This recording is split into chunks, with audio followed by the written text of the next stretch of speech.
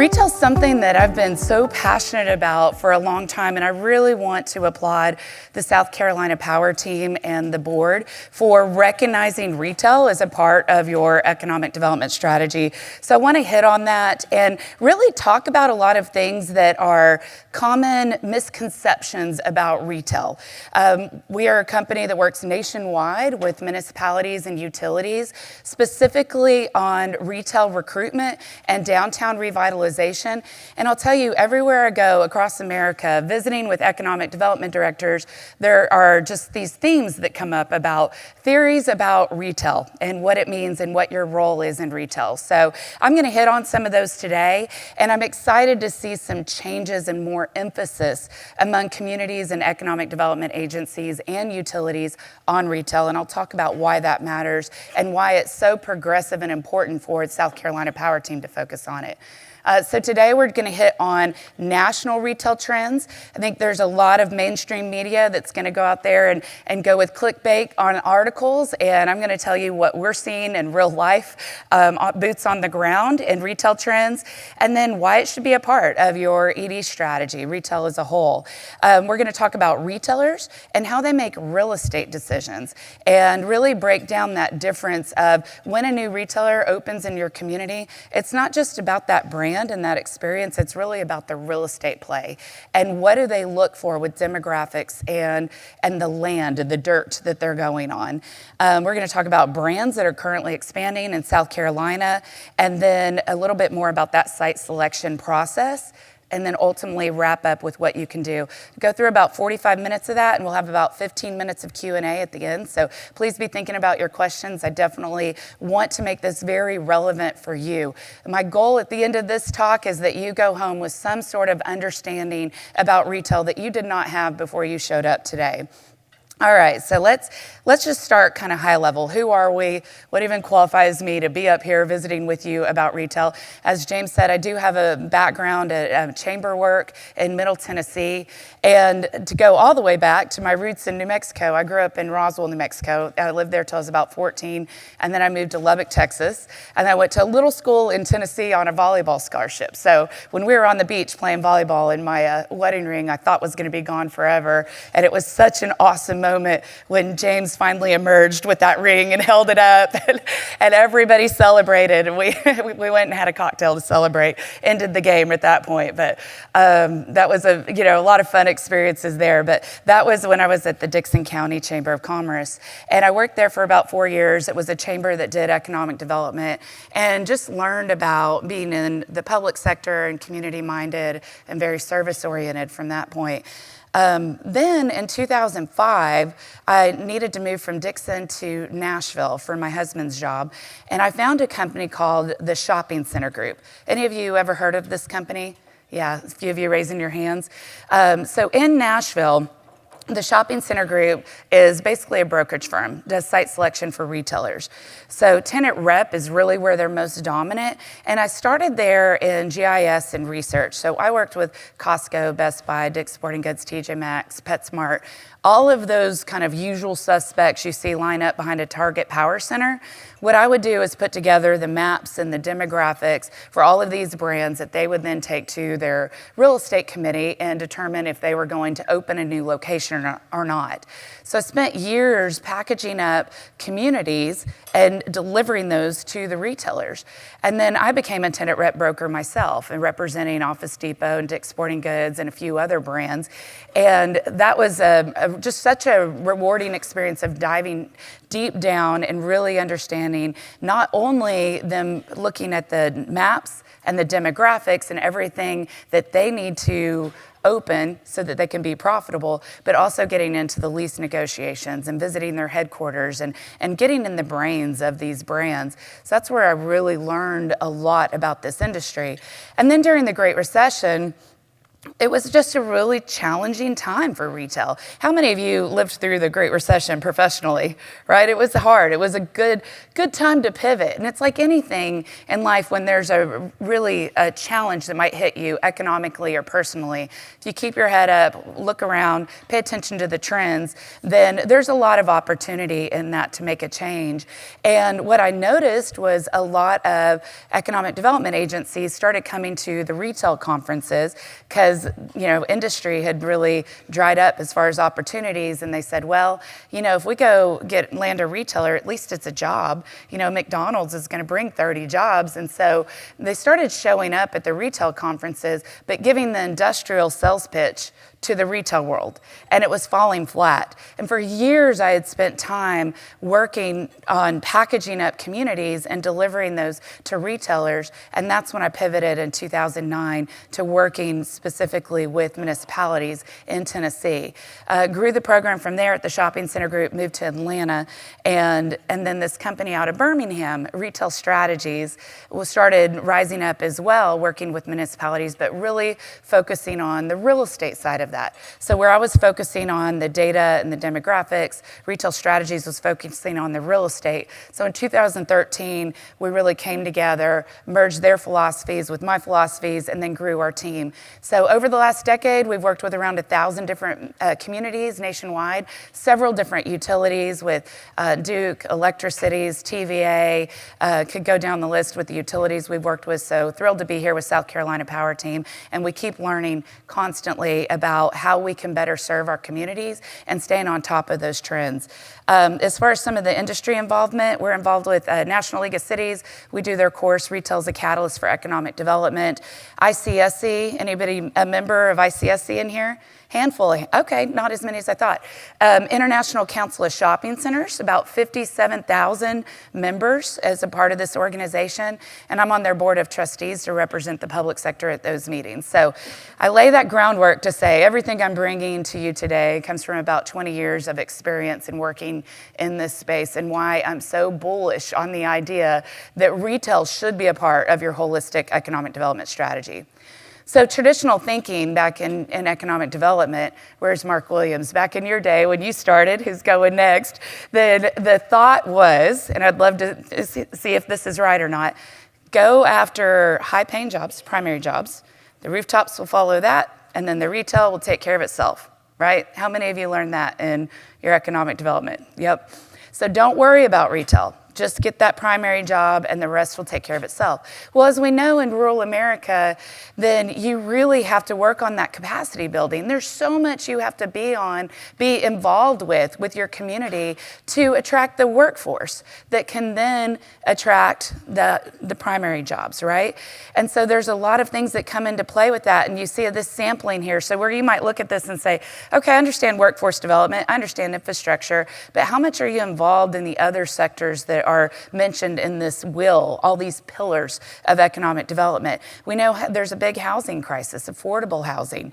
And when I look at childcare, what we're seeing as a big trend right now is people are moving out of the larger cities and they're moving to rural America because it's affordable, finally. They can find affordable childcare, affordable housing, and now we have the ability to work remote or work really online. And that is something that a lot of people, it's allowed them the freedom to move to rural communities where they have a better quality of life, better affordability, and retail really comes into play with that. It's not like it was 20, 30 years ago where people would get a job and stay in that same job for 30 years. What happens now is you move to a community because it has family or the quality of life you want, and then you back into the job. So that's why a lot of communities are hiring us now to say, we really need that vibrancy on the retail front. We need a better downtown. We need better places to shop, better grocery stores, and better restaurants. And let's make this a part of our holistic economic development strategy. So focusing on retail specifically, I think it's important to really break down the different ways to focus on retail. A lot of times when I say we do retail recruitment, the first thing people think about is we want a coffee shop in our downtown. and understand that. And then there's an experience that you share about, oh, I love going into Chick-fil-A, and they always say, my pleasure, right? And you talk about these experiences, or how you really want to bring back the department stores or a men's clothing store downtown. There's a lot of things like that that you immediately think of when you think about retail in your community. So let's break down what we focus on and what we recommend you focus on as an economic development director. First, we're going to study consumer trends. So that's how we're getting out and spending our money. So right now, for instance, a big trend is around health and wellness. So you're seeing the weighted vest and the protein shakes, and everybody's on their GLP-1s, right? And so that's an example of a consumer trend that we're seeing that then is going to go drive the retail brands and how they're going to feed into that. So let's take Ulta, for instance. Ulta is thriving right now. Anybody have a theory on why? TikTok. All this younger generation with these girls are learning how to do their makeup, and they're learning anti-aging processes on TikTok, and they're running to Sephora and Ulta to buy all those products. And that is a category that is thriving right now. So what happens is, if you're Ulta or Sephora, the next move is, what are you going to do with that's the consumer trend. That's the dollar that's driving the whole process. So then they're going to look at the real estate they can do to find that consumer. And then that's the next play that they're going to come in. So first starts with how people are shopping, then it's going to go into the product, and then it's going to go into the real estate. Where we focus and where we believe you have the biggest impact is on the real estate side of that.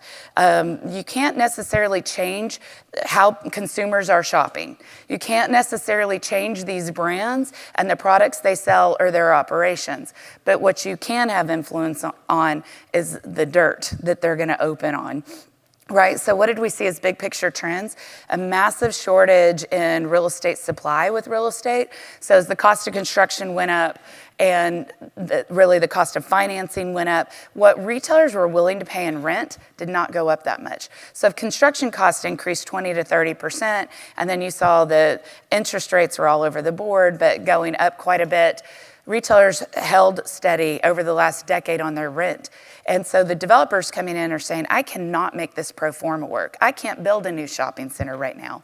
And those big 100,000, 200,000 square foot shopping centers have really stalled out. But the retailers still want to expand. There's still a lot of consumer spending, and there's pressure from Wall Street on these publicly traded brands to get out there and build new locations. So a lot of them are trying to pivot and figure out, how do we value engineer our real estate right now? How do we pay more rent? And when I go to the ICSC Board of Trustees meetings, I have the retailers there and I have the developers there, and they always have this debate of who is going to give on profit. And retailers are saying, listen, now I have to do next day or overnight shipping. And I have all these wages that are going up. I can't afford to pay more. And I have shrink. There's a line item of shrink where the theft is going through the roof.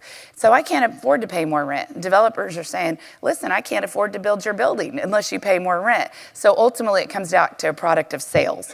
How can you drive sales that then will allow the retailer to pay more rent, that will then allow the developer to do the development? So that's what we're seeing as a big trend across the board. We're seeing that in this K-shaped economy with the pressures of spending. You think about the younger generation as they have student loan debt, car debt, what's happening with the affordability of housing, then how that is really pushing down to consumer trends, and people are really looking at value-oriented concepts. So that's who we're seeing expand in a major way right now.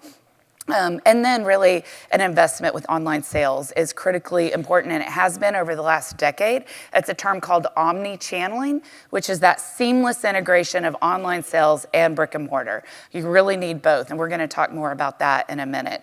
And then ultimately, the big trend of right now is how to use technology to capture wallet share. So AI is a big item that everybody's focused on, figuring out how they can lean into that. So that is what we saw in 2025 that is leaning forward to 2026. But I'd say retail is still alive and well and thriving.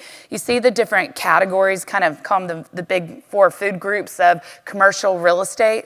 So in these, you can see multifamily is flat currently. say office is not performing quite as well, and we all know why. This is kind of a post-pandemic move that office just still hasn't come back as strong. Industrial's doing well, where the majority of you focus, and retail is really thriving. And this is looking at how the capital markets look at it with investments that they're going to do for the real estate that's there. So retail is strong. Average rents are around $25. Now that's certainly going to vary depending on your market, but I do think it's important to look at these average rents across the board and how they vary.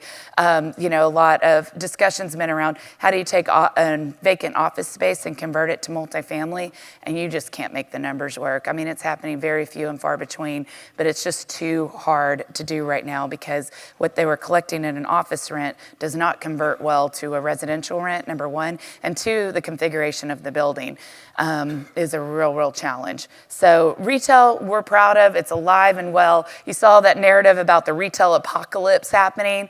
There was this thought from, again, incorrectly from mainstream media that online sales would kill brick and mortar retail forever. Of overall retail sales in America, what percentage do you think is conducted online? Just throw out some numbers at me. If you're reading the chart, yeah, if you're doing some math, somebody's doing some math up here. Yeah, exactly. So 16%. I know it's probably hard to see in the back if you're like me and need glasses to see that small font. 16% of overall retail sales are conducted online. Typically, I hear numbers of 30, 40, 50%. And that might be true in some more rural markets, but of overall retail sales, only 16% is online, which means brick and mortar retail is alive and well and here to stay. And retailers are just figuring out how they can do both. How do you buy online and pick up in store? How do you return? You buy online, it comes to you, and then you go return that item in the store. How do they capture you on your phone first thing when you wake up in the morning? This is what is keeping the retailers up at night and thinking about you. Let's go through an exercise of Sears. Remember the Sears catalog store that was downtown, right? Sears was the largest retailer in America. Had they evolved and kept up with the trends, they could have been the Amazon of today. But they did not. They let it go because they didn't keep up with the consumer trends. And imagine what now Amazon carries about half of that number. So 16% of overall sales that are conducted online, about 50% of that goes to Amazon. Well, now you have Walmart and Target and Costco and some of these brands that are coming in and saying, okay, how do we do that? Imagine if Amazon were to buy out Dollar General. You would have many fulfillment centers all over the country. It would be a powerhouse. But Amazon is like, we call it the land of the misfit toys in retail. In real estate. They have not figured out how to get real estate, and they haven't been able to figure out how to ship fresh produce to you. So Walmart and Target they're started figuring this out, and they are really starting to rise up and how they're competing to capture that online sale. How many of you do Walmart delivery? It's awesome. And now they're really narrowing down the windows of delivery. So it's not just next day, it's morning, afternoon, or evening and what they can deliver. And they can deliver fresh produce as well. So the reason Walmart started losing market share was because that consumer experience wasn't very good. We didn't like to go into a Walmart if you just wanted a gallon of milk and park way out in the parking lot, go all the way to the back. There's, 16 cash registers, only one of them's open. They make you self-checkout. It doesn't work, right? It's so frustrating, that whole Walmart experience, but now you can get them to deliver. So you're going to start to see Walmart sales really go up, and that's going to cut into Amazon, which is actually, I think, a really good thing competitively for the industry overall. So I already hit on the limited new supply. The high consumer demand, what we're seeing is new retail openings are outpacing closings. So when you see these retailers come out and they're filing bankruptcy, let's say Party City, Big Lots, Bed Bath & Beyond, this is an excellent opportunity for the retailers who are expanding right now to come in and take that space. They're going to pay more rent. It's going to be a better retailer, an emerging brand that's better for the consumers. It's going to drive up your retail sales tax in the area, and it's going to be better for the shopping center as a whole. So these retail bankruptcies are not bad. The first thing you have to look at with a retail bankruptcy, is it a liquidation or is it a restructuring of debt? Neiman Marcus is restructuring their debt. But these other brands, Joe Joann's is another one. And as soon as they file for bankruptcy, then these other brands like Ross, TJ, Five Below, Burlington, they're going to come in and immediately try to capture those stores. So know that, watch those trends with those bankruptcies, look at what you might have in your service area, and share that message. This isn't necessarily a bad thing. We might get a better retailer in its place, but knowing that landscape is really important. And malls, I'm gonna need to speed up my thing so I don't give you time for Q&A. I always get asked about malls. There are a lot of dead malls in America. The trend right now is to demall it. So you take that interior space, you turn it to exterior space, or you take that department store and convert it to either a call center, an entertainment center, or multifamily with housing. And so that's the big conversion we're seeing with malls right now. What I like about malls is it's still excellent real estate. It's right in the heart of town with really good parking, but the trend that you're gonna start to see is buying up malls and either tearing them down or repurposing them. The biggest challenge with redeveloping malls is the department stores have separate ownership from the rest of the mall. So it's getting the owners of the departments, all the owners together. So one mall might have 5 different owners who are not in line, and one of them's gonna try to hold out for a higher price, and it's just really difficult for developers to do that. Some malls are still thriving. A lot of them need to be repurposed. Okay. Let's talk about retail's impact on South Carolina. This is from the National Retail Federation. You can go straight to this chart, and it'll even break it down by your congressional district.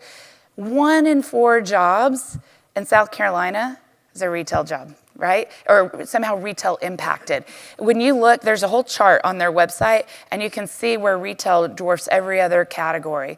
Now, we understand that retail wages are lower. I get that. Well, a lot of them are part-time, they're seasonal, they're temporary. But retail jobs are still critically important for our community because it can be that first job out of high school or while you're still in high school. It can be that seasonal job that's filling in the gaps for home. And it can be the job that leads you to something bigger and better. How many of you have ever waited tables? I think we need a whole nother young generation who is used to that, of waiting tables. That's like a rite of passage for any career, right? So you get started there, and I don't see him, where's Bid? Yes, right here. I asked you to share. You shared a great story last night. I asked if you don't mind to share today. Yeah, so, hold up. Yeah.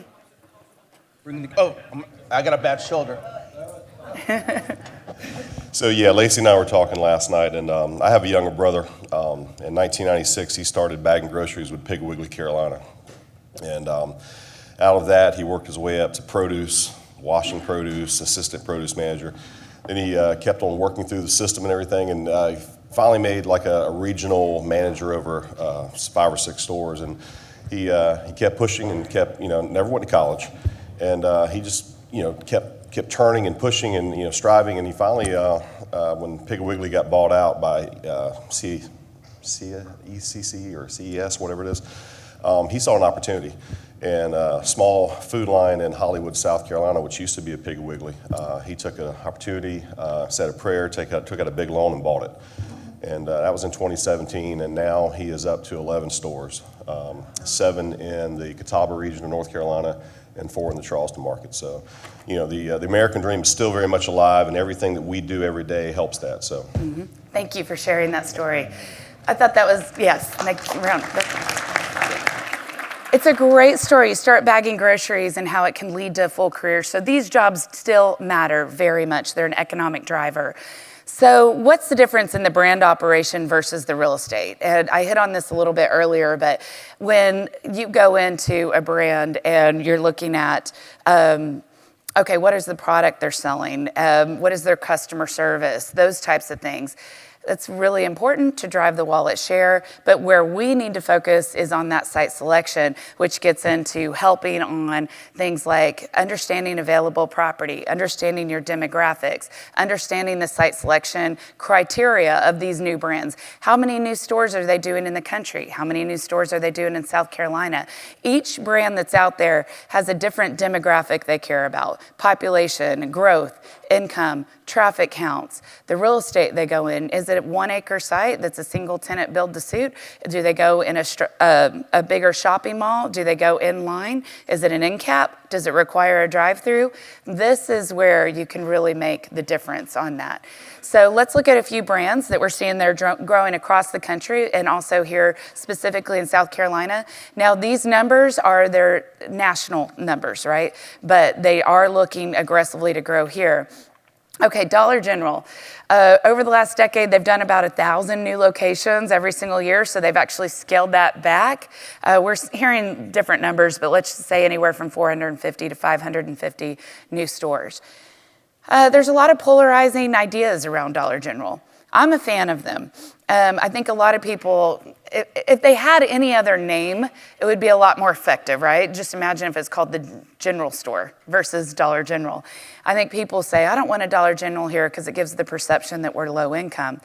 Well, if you've been in one of the new Dollar Generals, you go in and you see all their SKUs, and it's a great gap. It's a great retailer to close the gap where there's a void of grocery stores.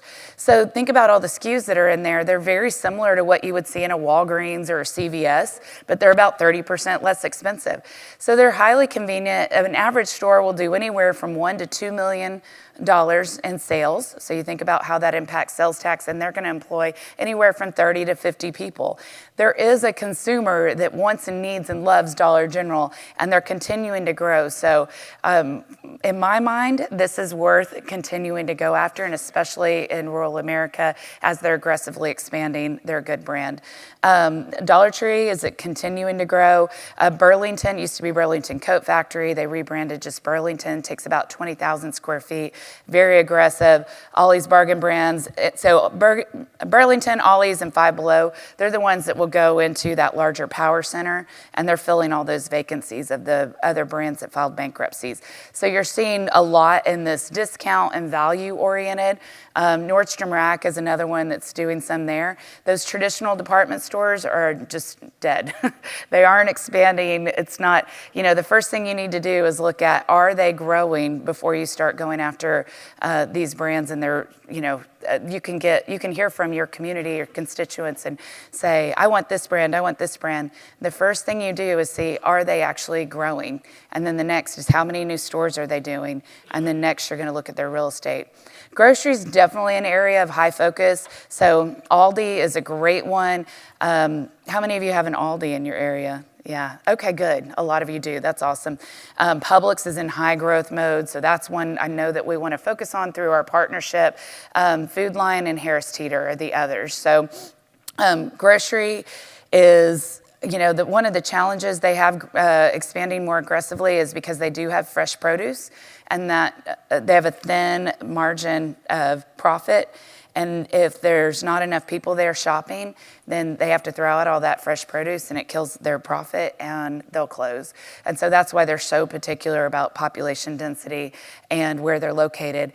Now, what's interesting on site selection with grocery stores is that they want to be on the PM side of the road. So they're going to look at, where do people work? Where do they live? And as you're leaving work and going home, can you take a right into the grocery store? And then when you leave, you take a right, and then you go home. Now, who would be the opposite of that? Coffee, and they're looking on the AM side of the road. Exactly. So let's go down to the QSR and beverage. Huge growth in coffee right now. So it used to just be Starbucks everywhere. Well, now you have Dutch Bros and Seven Brew and Swig and all these different brands. Lano's Coffee, right? Scooters. They are all going like crazy, and here's why it works. It's drive-through only. There are these small metal buildings. This goes back to what I said with challenges on construction cost. So you could just do that drive-through, and a lot of these are leaning into energy drinks. So you get into that value-oriented. It's a great experience for the consumer. If they only have to spend $5 or $7 there, they're going to get addicted to these energy drinks and go in. Swig is a new one that's really growing right now. It's dirty soda. So this is a trend that will continue. Chicken is really big right now, and this goes back to health consciousness we're seeing with that consumer dollar. So Zaxby's, Bojangles, Slim Chickens, Crispy Crunch, Popeyes, all of these brands. And so that's what you're seeing right now, I'm sure. Chicken and coffee. Then we're getting the car washes. Love them or hate them, it's a tax strategy for them on the real estate side. So a lot of car washes coming in. And then Whataburger's expanding now in South Carolina, and so is Buc-ee's. So those are kind of newer brands that are entering the market we're keeping a focus on. So let's keep going, moving forward. How do we look at the recruitment of these brands? So your South Carolina Power Team has a tool now called Calibrate. And for any site that exists in the service area, they can run a customized retail trade area, a 5-minute drive time, a 10-minute drive time, a radius ring, all the demographics that the retailers really care about. So what we're using now to analyze sites is mobile tracking data. So if your location services are on your phone, we can see where people are moving and how they're shopping. So we have all these national retailers that are geofenced, and we can see over the last year who shopped in that store and where do they live. And then it provides like a heat map and a customized retail trade area. So when you're marketing that site, then you don't have to market it just on municipal boundaries or county boundaries. You can market that site depending on that where it is in proximity to the potential consumer.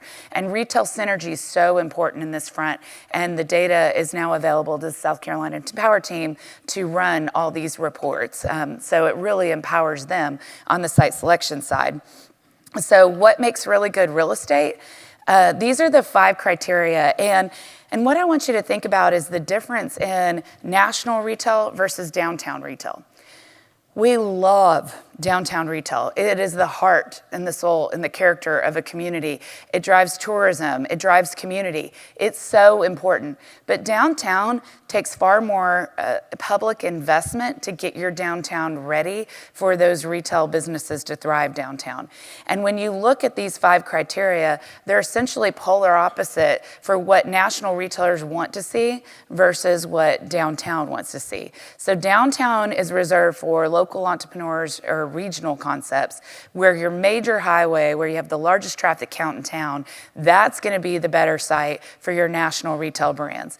So what they're going to do first is look at where's the highest vehicle per day count in the whole area. Most of them are going to want 15,000 to 30,000 in those vehicles per day. And then they're going to look at co-tenancy. So if it's a larger shopping center, then they're going to look at all their peers. So if you're Dick's Sporting Goods, you're going to exclude Academy Sports. If you're PetSmart, you're going to exclude Petco.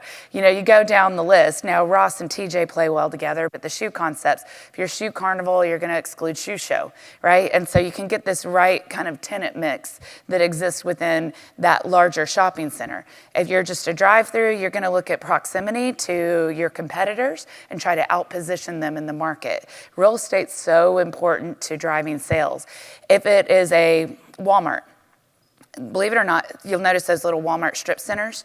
They are typically on the grocery side of Walmart. You think, well, it's right next to Walmart, it doesn't matter. No, it matters to them to get closer to town or on the grocery side, because that will change their sales by about 15%. Because again, we as consumers are very lazy in how we drive and where we're going. So they really look at what they can do to remove barriers for us to make it extremely convenient. That really drives everything.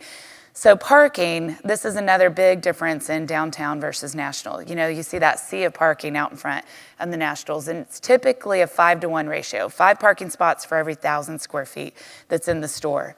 And what's interesting is downtown, you probably have designated parking, but people have to get out of their car and walk to the storefront, right? And so people just love to pull up right in front of the door where they can see it. Again, this is why malls are dying, because in a mall, you can't just pull right up to the retailer and go inside. And you might shop and bring your bags back in your car and drive to the other side of the shopping center, right? Have any of you ever done that, right? And where malls are where you walk it and you can't really see where you're going. And so in downtowns, it's really important to promote your parking and where it is and have wayfinding signs for that. We have a great graph that shows a Walmart park, like a full Walmart with the parking lot, and the distance from where you park at Walmart to the front door.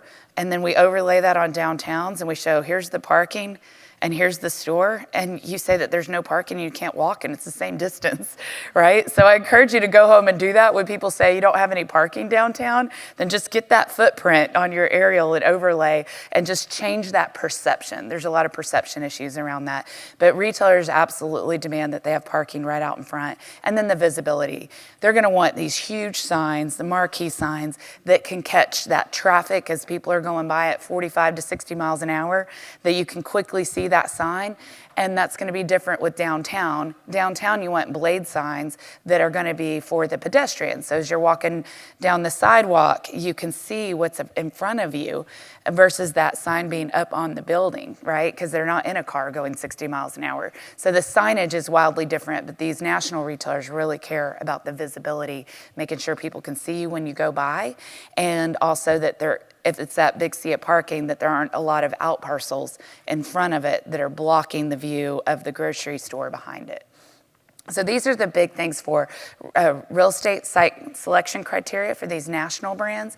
I'm sure you can think of some real estate, existing shopping centers you have, and now once you are aware of this, you can't unsee it, right? It's fun, anybody you know that's in real estate now, like that's all you're looking at whenever you pull into a shopping center.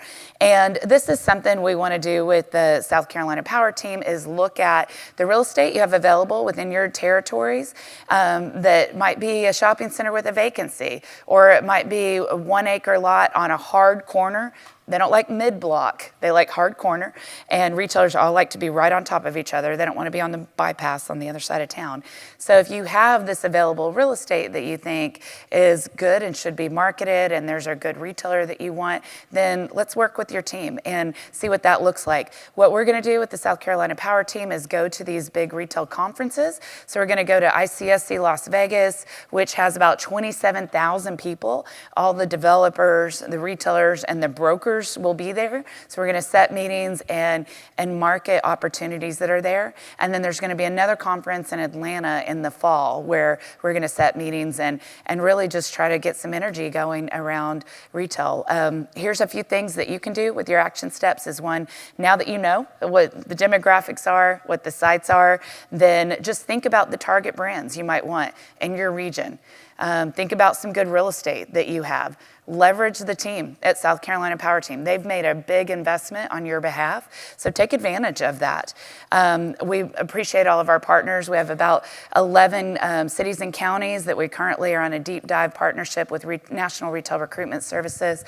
Thank you, Robert, and a few of others that are in here today as a part of those deeper engagements. If you really want a full kind of extension of staff, a retail recruitment program, that's something we can do. We do downtown revitalization as well. But for now, for today's purposes, we're just so excited to be a part of South Carolina Power Team. And hopefully you've learned something new through the trends today, whether it was the percentage of retail sales that are done online, or what retailers are looking for, or thinking differently about downtown retail versus national retail. So I'd love to take any questions that you might have. Lacey, real quick.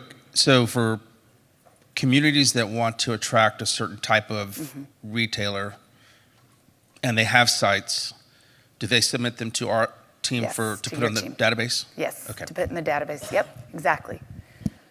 That's right. And Mark's really leading our charge here with the retail. Yeah. Mm-hmm. Any questions? Oh, that's surprising. Usually have a handful. Oh, we got one. Okay.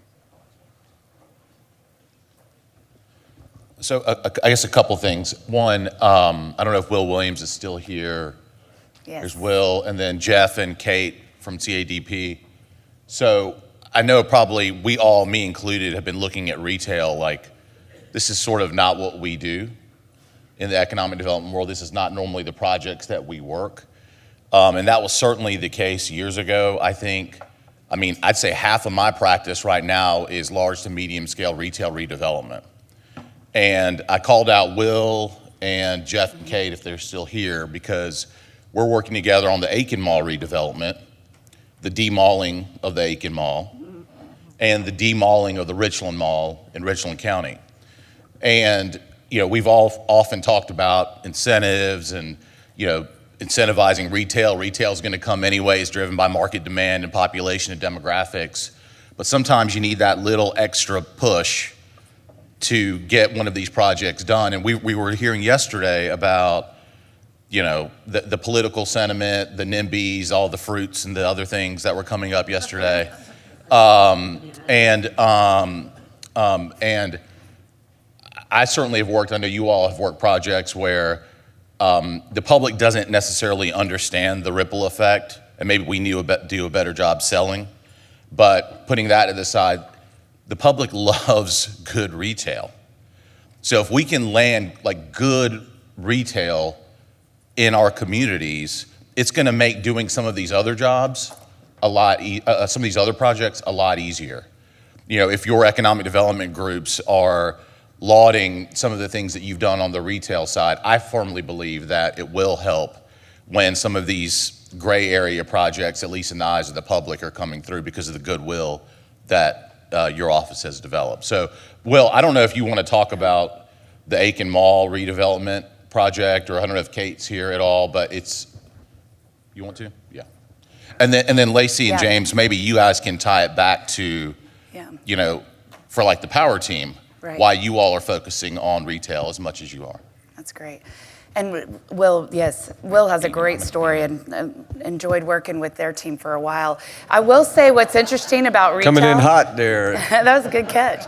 I will, while you're getting ready, what I'll say is interesting about retail, everybody has big opinions about it because we all shop, we all eat, we all interact with it, right? But understanding the realities of the real estate versus your connection with the brand is where there's a big difference. So yes, go ahead. Yeah, so in Aiken, we had a typical indoor mall with retailers like Belk's, the anchors, and then all the stores. Well, it's kind of interesting if you think about it. Chick-fil-A used to be located in malls.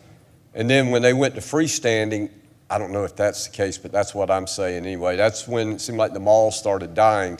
And then you've got the carrying cost of those common areas and everything became expensive. So our mall sat limping for a number of years, and the developer that Tushar's dealing with came and just said he redeveloped Shelter Cove down at Hilton Head, and they just took basically everything down except for the Belks and one other store. And pandemic got involved. It's taken longer than we thought, but it really is turning into a very wonderful place.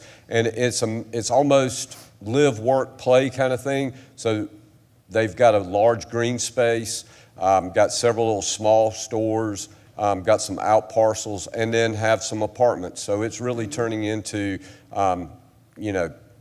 it's going to be a very transformational area from all that. And we all know whatever community you are in, there is some retail establishment everybody wants. So, we had nothing to do with the Olive Garden, but when people say, "Hey, did y'all get the Olive Garden?" It's like, yeah.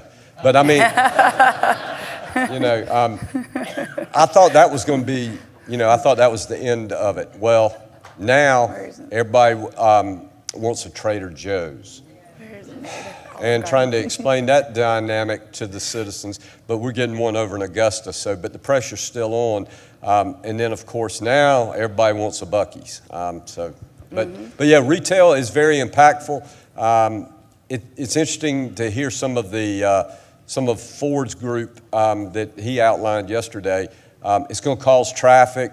Well, in this development, there's housing and there's shops. So there won't be any high traffic out on our main thoroughfare. So if it's done intentionally and well, it works good for your community. Mm-hmm. Thank you for sharing that, Will. Yeah, we've been hired by some communities that have said they've lost industrial prospects because they brought the whole family to the city, and even though they had a better package than who they were competing against, they didn't have the right retail. The family, the spouse, and the children said, there's nowhere to shop, there's nowhere to eat, we're gonna go to this other city instead. And so, understanding, having that retail so that you don't lose industrial prospects even matters. It's very like how it adds to quality of life. Yes, huge for quality of life. Yes, exactly. Yeah. Is that what you wanted her to expand on? Do you want her to go deeper than that? Go more on quality of life? Yes. Yes, okay. What? Okay, so for instance, what's interesting? Who? So there was a community we were working with for a long. Speaking of Chick-fil-A in North Carolina for a long time, and we had that. Let me just tell you, Chick-fil-A on average does $9 million with one unit in 1 year. They do the same sales volume as like a TJ Maxx, and they're not even open on Sunday. It's wild. This community, we were working on Chick-fil-A really, really hard, but things kept falling through on the site. Well, meanwhile, the Economic Development Agency had a big win on the manufacturing side, made this announcement for 300 jobs, and people actually got mad because when they said, we have a big announcement, everybody thought the announcement was going to be Chick-fil-A, but it wasn't. It was that manufacturing, and they were like, what? That means nothing to me. So it's really interesting how popular retail is and how it builds a sense of community. I think that is the really important thing, a place where you can gather and get together and have coffee, have a meal. It creates that, if there's a great restaurant, whether it's an Olive Garden or whoever it might be, where you can have that nightlife and sit and hang out. And what's really important is thinking about that retail leakage. If people are forced to leave your community every time they want to buy something, then they're not really getting connected locally. So on quality of life, it has a lot to do with the conveniences you can offer, but then also how you're connecting with each other. And I love it because of the economic impact of it. There's still a lot that comes with those important jobs. Mm-hmm. Who's got the box? I got it. James. Lacey, I'm with Colliers International here in South Carolina. Yes. I think it may be helpful to understand maybe how brokers and firms are representing a lot of these national retailers. Sure. You mentioned ICSC. I know there's one coming up in Charlotte, a regional one. Mm-hmm. But maybe just elaborate about the relationships between the brokerage community and these retailers and ultimately getting to these retailers. Thank you for bringing that up. It's interesting, the perception of brokers in the retail world versus the industrial world, I think. And Colliers is a great firm, big fan. In the retail world, what you have are these national retailers, publicly traded. They announce on Wall Street, we're going to do 400 new locations in the country. Then that goes to the real estate director, and the real estate director works for that retailer. They're paid a salary and a bonus. If they open stores that are not profitable, they're going to get fired, right? They work for that brand.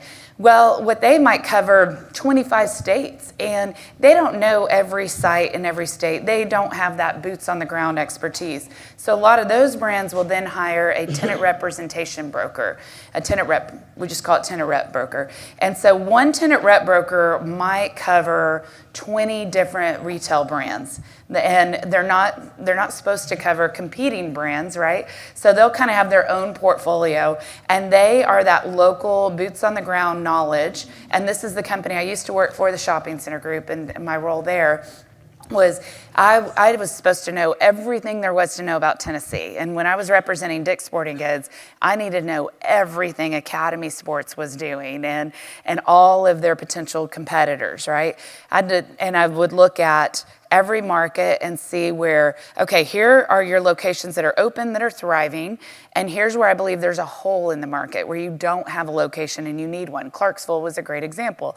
And we worked on putting Dick's Sporting Goods in the Clarksville Mall. And so it was, how do we really understand how the base and 101 impacts the consumers are shopping in that mall and supporting Dick's Sporting Goods. So this is something that the guys in Pittsburgh, where their headquarters are, would know nothing about Tennessee. And so as a broker, then I would make sure they really understood those local markets, that they had all the demographics and understood the real estate, and then connect them with the property owners that were right. But also help on that retail synergy. So if I knew we needed to build a larger shopping center, then let's make sure we can get that lineup of PetSmart, Dick's, Ross, TJ, Five Below, Burlington. Let's get all those junior boxes all coordinating so a developer can come in and build that full shopping center. Brokers get paid a fee, just like a residential real estate agent. They don't get paid a fee until that lease is executed. So they usually get first half on lease execution and then second half when the store is open. So it's commission only, 1099. It's a tough world out there, but they really are the gatekeeper for a lot of these retail brands. So that's where we put a lot of our focus and effort. We also put a lot of focus and effort on the developers, because the developers have those relationships that they're carrying, and they're the ones that ultimately have to build it, make the numbers work. We are seeing public-private partnerships and incentives being increasingly important. I talked about the challenges with the pro forma doesn't work. So what can the community do to provide an incentive that takes that, using that but-for theory? This project would not happen but for this incentive and that new tax revenue that it generates that didn't exist prior to it. How do we structure that to make things happen that wouldn't happen otherwise? So developers are really important in strong relationships too. ICSC, I mentioned 57,000 members. Only 12% of those members actually work for the retail brands. So about 33% of the developers, and then the rest is the rest of the industry that's made up. So that's why that focus on developers and brokers is just as important, if not more important, than your relationship directly with those retail brands. And I think that's the hardest part. That's kind of why we exist as a company, is understanding how to navigate that web of contacts. And they're always changing jobs, changing companies, and there's no central database that can tell you who to call. Our team is really deeply ingrained with those relationships where they can text anybody at any time and they know who to call for that brand. I hear that a lot with communities. They'll say, oh, Whataburger's going to open here. Well, how do you know Whataburger's going to open? Well, I went and talked to the manager in the next door over. Well, the manager of that Whataburger doesn't control the real estate for the next location. Typically, that's going to be from the real estate department. So that's why it's really important to understand those brands and why it's important to have a partner like Retail Strategies or Colliers or other companies that really understand who to call that's a decision maker. Hey, Lacey, so you talked about Amazon, because has not figured out the brick and mortar part of it. So can you talk about the relationships that they built with like Whole Foods and, Staples? Like, what's the rationale? Are they trying to just get people in the door at Whole Foods to go make the returns? Or can you just speak to that a little bit? Yeah, absolutely. That's a great question. And so what Amazon knows, okay, think about Target and Walmart. They said, oh my goodness, if we don't do online sales, we're losing wallet share every day to Amazon. We have to do online sales. So they had brick and mortar figured out. They did not have online sales figured out, and they stumbled for a long time to get there.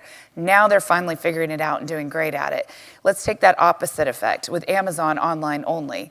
What we know in our industry is you need to have both online and brick and mortar to really be sustainable over time. So Amazon said, one, we can't figure out how to deliver fresh produce. Nobody's really figured that out very well. I think Walmart's closer than anybody else right now, but nobody's figured that out. So they bought Whole Foods so that they could deliver fresh produce to capture that. Unfortunately, they didn't maintain the standard and the quality of the product and the customer service, and so Whole Foods has really dropped quite a bit in their performance since Amazon has bought them. Now, what's cool, I think, where Amazon needs to continue to focus is Amazon Go. Have y'all seen this, like airports and stuff, where you have your phone and you go in, you just scan your phone and you pick items up and you walk out, and it can tell by the Bluetooth technology what you have in your cart, and there's no checkout system with it. They're playing around with that, which I think is actually really cool and working. And also, there's a huge issue with theft in the industry right now. That's a whole nother hour-long talk about organized retail crime and people coming in and stealing stuff and walking out without having to pay. But that would solve for that problem too. Now, what Amazon's trying to do is take the former department stores. So now they're going big. They're trying to be like a Costco. And this is a brand new prototype that we'll see if it works or not. They're testing it out in Georgia at the moment. They've failed at every other real estate initiative, so we'll see how they do with this one. But they know that you have to have both. And think about every brand that's out there is thinking about us wanting an experience. And we are ruthless as consumers. So if I go in and have a bad experience, I don't have to go back. and I won't go back, right? So they're all trying to remodel their stores to create these great experiences. So I keep talking about Dick's Sporting Goods, I think, because I rep them and just love them. So they started this new Dick's House of Sports, and this is a really cool concept, and where they have an entire rock climbing wall inside. They have golf simulators. They have an area where you can restring your racket, a place where you can fix your bike. And they even host community events and partner with the local Parks and Rec to come in and do events there. So you are spending your whole day interactive with the store and then buying their product. And they're killing it. They're going to do 60 new locations in the next 5 years. And they are taking those former department stores to do that. So it's a really strong brand. But what they're saying is, at first, they kept looking at the prototype and they were like, not different enough, not big enough, not good enough. And then they really started to do this. So it's a huge investment on their part. Think about the sales space. So, we're always looking at sales per square foot. And if you knock out that huge area to do a rock climbing wall or golf simulators, big investment. And are you going to be able to return that in sales? Think about Cabela's, the taxidermy they have in there. They'd spend $1 million per store on taxidermy. So this is what you're starting to see change as the profits are being squeezed, as they're paying higher wages and how overnight shipping and paying more rent and more theft. Then they're really cutting back on their build out cost. A lot of them are. So they're either leaning all in on big experience, or they're going where they're making it pretty cheap with the racks that they're doing, even the FF&E, we call it, the furniture, fixture, and equipments. Yeah, so experience is everything right now, though. So thank you for bringing that up. Do we have time for one more, or is it wrap up? Is there one more? Oh, man, you guys are going to push us over. This is a whole Sergio moment. It's okay. Who's got the mic? I have one. Can we pass it back? I don't have to talk. I'll let them. I'll be nice. Who else? Nice throw. Can you explain clustering, like the CVS's of the world and Walgreens in certain markets? One is better than the other. Can you explain that a little bit, please? Yeah, they all like to locate right on top of each other. We call that retail synergy. So you have a CVS here and the Walgreens right across the street, or you might see where it's McDonald's and Hardee's and Burger King are all right next to each other, or AutoZone and what's the other one? O'Reilly or Advanced Auto are all going to be right there together.